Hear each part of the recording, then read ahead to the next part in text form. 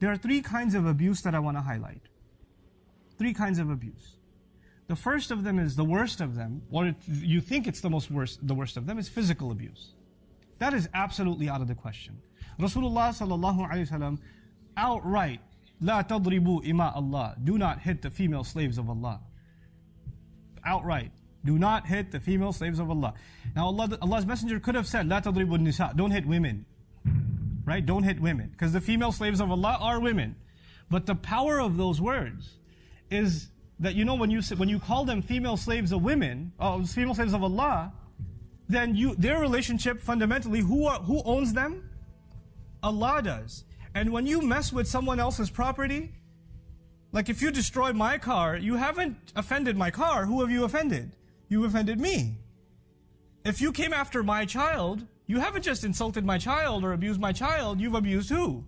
Me. I will come after you. You understand? If they are Allah's property and you hit them, who is coming after you? Allah. La tadribu ima Allah. Watch it. They belong to Allah. That's what the Messenger says, sallallahu alaihi wasallam. So physical abuse is absolutely out of the question. It is out of the question. The second kind of abuse is emotional.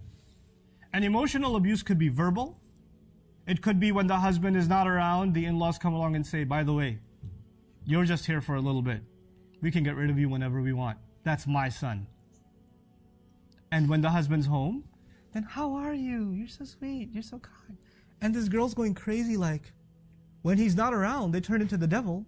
And when he's around, they turn into an angel. So when I try to tell my husband that they're crazy, he says, "What are you talking about? They're so nice. You're crazy." And this is a kind of emotional abuse. A husband and wife have to have a trusting relationship. They have to. And if you don't have trust, you have nothing. There's nothing there. This is not a blood relationship. Marriage is a contract, which means you agreed to share a life together. And that requires the utmost amount of trust. If you can't even trust what she's saying to you, if you think that she's lying to you all the time, then what makes this marriage a marriage is not there. It's not there. For you to say, "Oh, I can't believe that, I can't believe that." If you can't believe it, then I don't know if you're in the right marriage. There's something fundamentally wrong. Something far deeper than just abuse. There's not even a trust left inside the marriage. Emotional abuse is sometimes verbal, and sometimes it's not even verbal. Sometimes it's the way you're looked at. Sometimes it's the way people sit around you. She comes into the room, they get up and walk away. They don't even turn their face this way. They change the tone of their voice. Sometimes even the way in which you say, "Wa alaikum as-salam." She says, "Assalamu alaikum." Mother-in-law says, "Wa alaikum as-salam." Or she doesn't say anything at all. That's a pretty abusive statement, to not say anything at all. And then she can turn around and say, "Maine kya kaha? What did I say? I didn't say anything." That's emotional abuse. And it's unacceptable. The last of the abuses, though, is the scariest one to me. And that's spiritual abuse. When the wrong is done, and then the religion is quoted. Allah says you have to be good to parents. This is what Islam teaches you. And they'll do the wrong, and then they'll invoke Allah and His book and His Messenger sallallahu alaihi wasallam, who are completely innocent of this nonsense. And then that's the religious or spiritual kind of blackmail and abuse that goes on in families. This needs to come to an end in your family. Look, our parents are not evil. They're not. They were brought up in a certain culture. They were brought up in a certain environment. They have certain norms that they've come to become used to. And some of those things are not right, but they don't realize that. They just do what they think in their mind is right. They're not. Nobody's purposely evil. They're not. Even though some women believe that about their in-laws. Nobody's intentionally evil. Everybody just thinks from a very different point of view. You, however, are in the middle. You're in the middle of two worlds that are pulling at you. And you're going to have to you're going to have to be the voice of reason and justice. And you know what that means? Sometimes you're going to have to take the side of your parents. And sometimes you're going to have to take the side of your wife. Because nobody's always right. And sometimes you will make a mistake too, and then you'll have to admit that you made a mistake. That's going to have to happen too.